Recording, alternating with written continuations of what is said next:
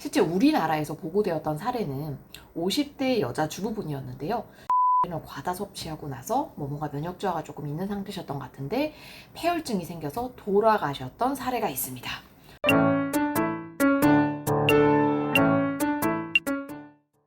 네, 안녕하세요. 영양제 부작용 알려주는 사람 영부인 오늘도 시작합니다. 요새 종편이나 TV만 틀면 맨날 의사들, 한의사들 나와서 뭐 효과 좋다, 뭐 먹으라고만 얘기하고 시기별로 또 바뀌죠. 다들 이렇게 효과만 이야기를 하고 부작용은 이야기를 안 하는데 영부인에서는 부작용만 정확하게 짚어드릴 예정입니다. 아니, 전문 의약품 먹고 생기는 부작용은 10,000명 중에 1명만 생겨도 위험하다고 난리인데 다들 그렇게 많이 드시는 영양제 부작용을 왜 그냥 넘기시는지 저는 잘 모르겠어요. 아니, 세상에 효과만 있는 약이 어딨어요. 한편으로는 다들 부작용도 있죠. 부작용 모르고 약 먹잖아요. 그런 영양제에 전형적으로 상술에 이용당하기 쉽습니다. 실제 요새 뭐 거리만 나가봐도 백스라이프, 아이비타, 웰라이프, 굿썸 이런 건강보조식품 매장들이 너무 늘어나고 있어요. 자, 여러분, 영양제 중에 가장 부작용 보고가 많이 됐던 게 뭔지 아세요? 궁금하죠? 바로 오늘 얘기 드릴 유산균입니다. 프로바이오틱스, 유산균 다 비슷하다고 그냥 생각하시면 되는데요. 좀 의외지 않나요? 유산균 되게 안전한 줄 알았는데 왜 이렇게 부작용 보고가 가장 많았죠? 이유는 그만큼 유산균을 드시는 분들이 많아서 그렇습니다. 그러니까 모집단이 커서 그렇고요.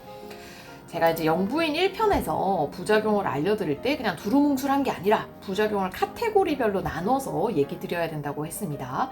앞으로 제 모든 그 영부인 영상은 위장관계 부작용, 피부과 부작용, 간이나 콩팥 부작용, 순환기 부작용, 신경계 부작용, 내분비의 부작용, 안과 부작용으로 나눠서 얘기를 드릴 거예요. 자, 유산균은 가장 큰 부작용은 위장관 부작용입니다. 사실 이거 드시는 분들은 초반에 다 겪어요. 저도 그렇고.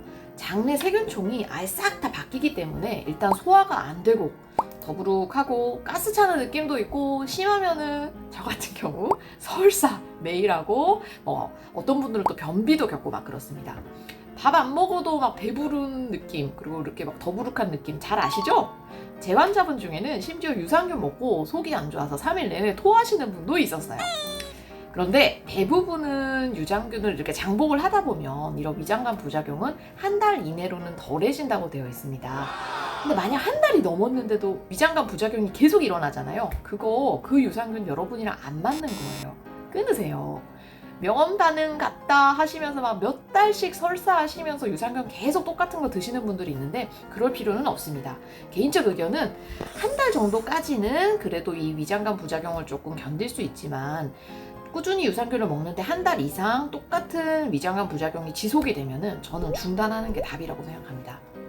자, 두 번째, 유산균이 생각보다 피부과 부작용이 좀 많습니다.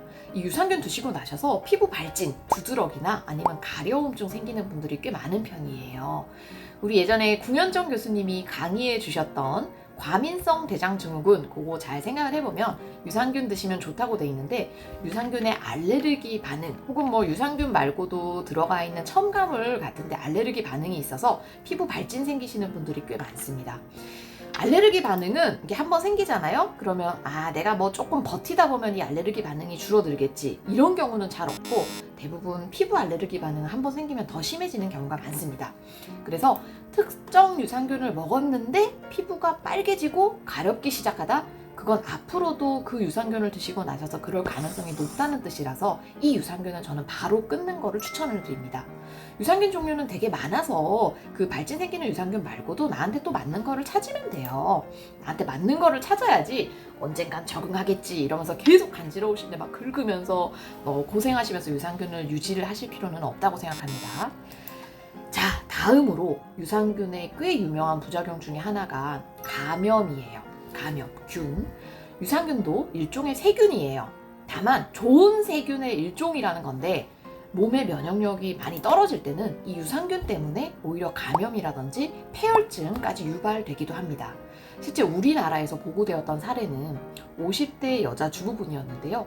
유산균을 과다 섭취하고 나서 모모가 면역 저하가 조금 있는 상태셨던 것 같은데 폐혈증이 생겨서 돌아가셨던 사례가 있습니다. 유산균 먹고 돌아가실 수 있다는 거 여러분 너무 충격이지 않나요? 다행히 정상인들한테는 이런 일이 많지는 않고 주로 면역 저하자들한테 좀 많이 생기기는 합니다. 면역 저하자란 누구냐? 면역력이 떨어져 있는 사람들. 나 면역 좀 떨어진 것 같아. 그 정도가 아니고요.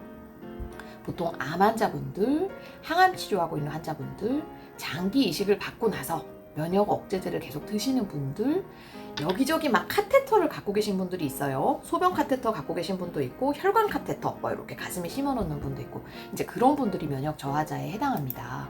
아마 이분들 경우에는 병원에서 이미 당신은 면역 저하자기 때문에 아무거나 막 드시면 안 됩니다 라고 분명히 교육을 받으셨을 거예요. 그래서 유산균을 이런 분들은 함부로 드시지 않는 거를 추천을 해드립니다. 그럼 정상인은 유산균을 많이 먹어도 감염해서 아예 괜찮은 거냐? 그렇지는 않고요. 검증되지 않은 유산균을 잘못 먹게 되면 쓸데없이 항생제 내성을 키울 수가 있습니다. 요새는 그래서 제조사에서 이 판매 전에 항생제 내성을 일으키지 않는 유산균이라는 거를 엄격하게 검증을 하고 내보내는데요. 사실 조금 이제 작은 회사이거나 이런 임상시험이 조금 어렵거나 검증이 어려운 회사들 것도 시중에 많이 나와 있잖아요. 그런 데는 이제 유산균을 잘못 먹게 되면은 항생제 내성이 생길 수가 있죠. 항생제 내성이 생기면 당장은 불편한 건 없는데 뭔가 내가 심각하게 아픈 상황에서는 항생제라는 무기를 쓸 수가 없으니까 좀 위험해질 수가 있는 것 같습니다. 자, 여기까지 이야기하고 나니까 유산균 먹으면 뭔가 좀 막 큰일 날 것 같고 그런데 의외로 이제 다른 쪽 부작용 남은 거는 이제 우리 간 부작용, 콩팥 부작용, 신장, 순환기 부작용, 신경과 부작용, 내분비 부작용, 안과 부작용 쪽으로는 큰 부작용은 많이 없는 편이긴 합니다.